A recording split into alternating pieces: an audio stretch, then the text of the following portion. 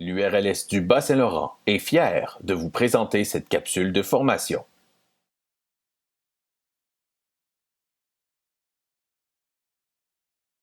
Bonjour tout le monde, dans cette vidéo, on va voir ensemble comment on va télécharger l'application Shotcut qui va nous permettre de faire du montage vidéo de base. Et ensemble, on va voir aussi comment on va créer notre premier projet dans Shotcut. Donc pour ce faire, on se dirige avec un navigateur Internet. On peut chercher sur Google facilement des références. Donc, on peut chercher tout simplement l'application Shotcut. Donc, on écrit S-H-O-T-C-U-T. Dans le fond, le site web pour le télécharger, ça s'appelle shotcut.org. Donc, on peut se diriger sur le site directement.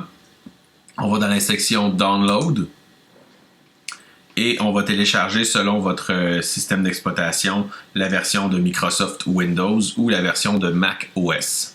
Donc, dans mon cas présent, je fonctionne sur macOS, donc j'ai téléchargé déjà l'application ici par le site. Sinon, si vous êtes avec Microsoft Windows, selon votre système d'exploitation, vous pouvez télécharger la version 64 bits. Donc, si vous avez un ordinateur là, assez récent, de quelques années, habituellement, votre système d'exploitation, que ce soit un Windows 8,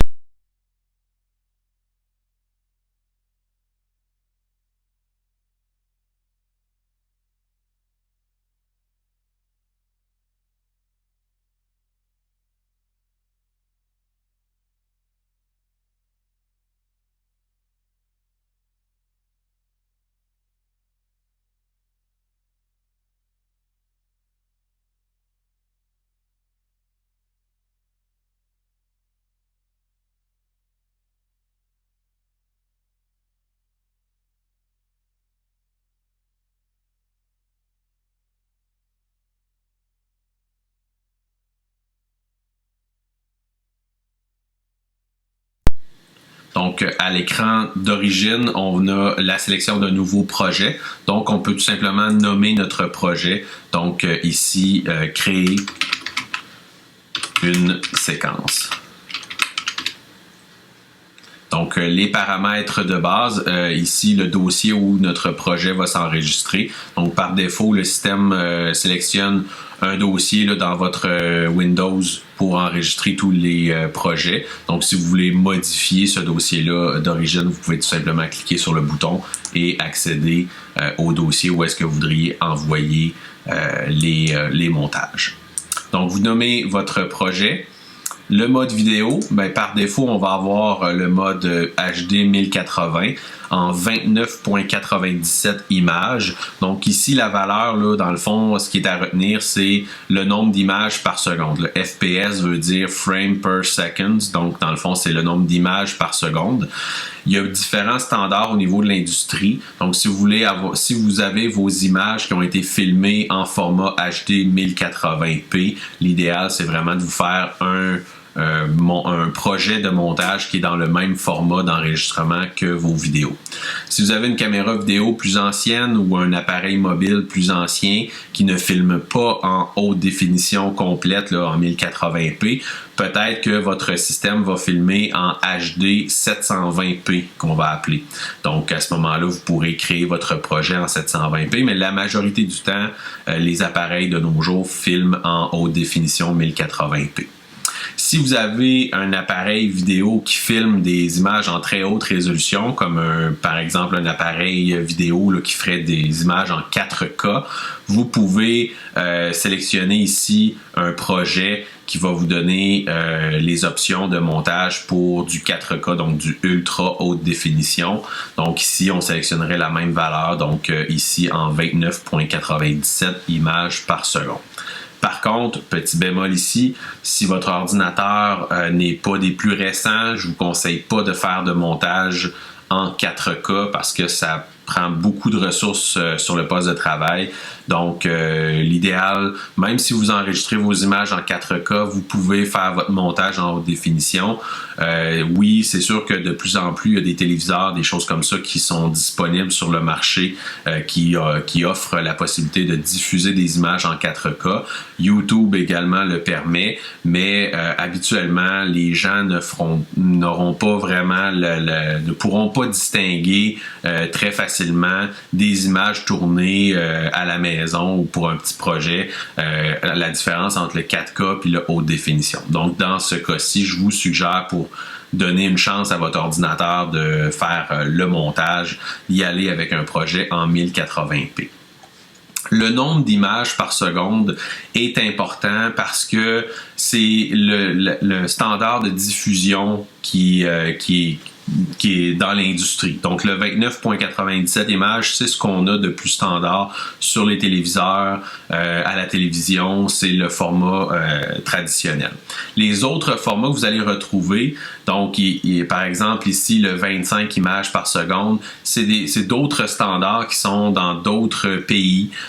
Donc, c'est pas vraiment un standard ici, dans le fond, en Amérique du Nord. Le format 24 images par seconde, celui-ci est plutôt réservé aux gens qui vont faire des images plus cinématiques, qui veulent avoir un look un peu plus hollywoodien. Donc, le 24 images par seconde, c'est un petit peu moins d'images à chaque seconde. Ça va faire en sorte que lorsqu'il y a de l'action, on voit une espèce de traînée là, dans le fond, dans le vidéo lorsqu'on le regarde. Parce que dans le fond, il faut savoir que si on tourne nos images en 24 images par seconde et qu'on diffuse nos images en 24 images par seconde, elles vont être lues par un appareil qui, lui, va lire normalement en 30 images secondes. Donc, ça veut dire qu'on a moins d'images à chaque seconde et que ça fait un effet un peu de traînée là, dans le vidéo. C'est réservé pour donner des fois un style, un look un peu plus film, mais ça se peut que vous aimiez pas nécessairement le rendu que ça va donner à la fin. Donc, je vous conseille, si vous êtes néophyte dans le sujet, allez-y avec les paramètres généraux, là, 29.97, vous êtes sûr de ne pas vous tromper à ce niveau-là. Le 24 images, vous pouvez l'essayer. C'est sûr que pour faire un montage en 24 images, ça vous prend aussi des images qui ont été filmées en 24 images par seconde. Donc, si votre appareil vidéo le permet, je vous suggère de l'essayer tout simplement, de faire un montage, de l'exporter. Vous pourrez voir un petit peu quelle sorte de feeling que ça peut donner au niveau du visuel après. Lorsque on parle de niveau d'images par seconde plus élevé que 29.97, là on va se ramasser dans un taux de rafraîchissement d'image très élevé. Donc on va vouloir ce genre de taux-là comme à 59.94 ou 60 images par seconde. Le 50, on l'oublie. Donc ça, on va vouloir ça dans le cas où on diffuse des images, là, des choses qui vont très rapidement. Donc du sport, des choses qui ont besoin qui vont très très vite et qu'on veut une image très très fluide. Mais encore une fois, pour faire un montage dans ces valeurs-là, il faut au préalable avoir filmé ces images-là dans un taux de rafraîchissement plus élevé. Donc, vous allez retrouver ça parfois sur vos téléphones, dans les options. Vous allez retrouver filmé en 60 images par seconde. Il y a même des téléphones comme les iPhones dans les dernières générations qui vont filmer des séquences ultra ralenties, vont filmer en 120 images secondes ou même des fois 240 images secondes. Donc, pour pas vous noyer dans tout ce dossier technique-là, je vous dirais le préférable, c'est d'y aller avec un HD 1080p, 29.97 images par seconde. Et puis, même si vous filmez des images avec un taux plus élevé, vous allez avoir simplement des images avec un plus beau ralenti, un plus bel effet de ralenti si vous mettez des images au ralenti dans votre montage. Donc, ça va être plus fluide, ça va être vraiment plus beau au montage. Donc, c'est vraiment ça les standards. Vous pouvez, c'est sûr que si vous avez du matériel là, qui date de plusieurs années et que ça a été filmé avec des images là, en carré, avec une vieille caméra vidéo, là, ça se peut que ce ne soit pas du matériel haute définition. Donc, à ce moment-là, vous pourriez vous faire un projet de montage en SD, donc en définition simple, NTSC. C'est bien important de prendre ce paramètre-là parce que le format PAL, c'est le format européen, donc c'est pas adapté à la diffusion ici. Donc on prendrait à ce moment-là un format SD NTSC. Donc j'y vais avec la base, donc avec un projet 1080p 29.97 images par seconde. Je clique sur début.